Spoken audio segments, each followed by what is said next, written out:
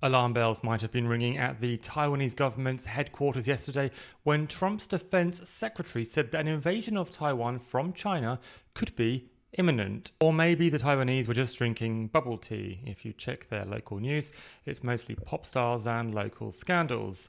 That's where the real tea is at. But it is scary stuff when America says that an invasion is imminent. Cast your mind back to last year when America said that Israel was going to go into Lebanon and that it was imminent.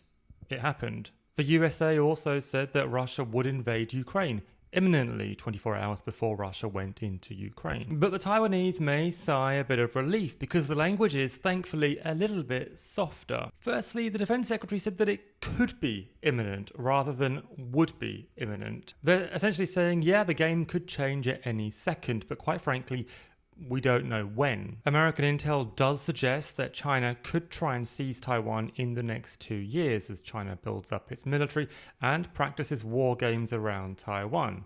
Not a great sign for Taiwan. But Taiwan may also be less worried because America's current defense secretary is Pete Hegseth. The guy has had many political gaffes, and some officials in Trump's administration says that the guy is just too out of his depth. But that doesn't mean that Trump isn't taking the threat seriously. Trump is apparently lobbying Taiwan's opposition government to lift the cap on defense spending.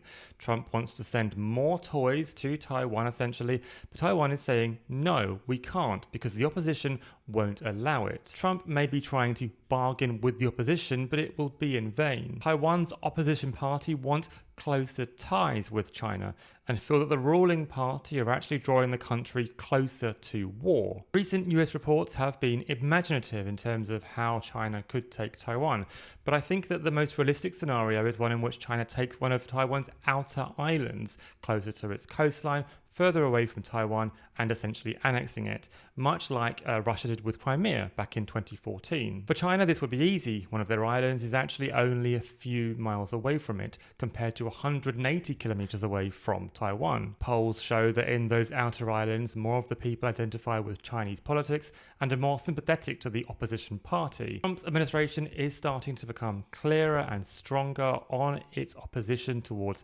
China taking Taiwan. Hegseth said that it could be a big problem and insinuated that it could start a bigger global war. This language is designed to scare China, to make it step back from potentially invading Taiwan. For now, an imminent invasion seems unlikely, but it does highlight a bigger problem, that we just don't know when it could or will happen.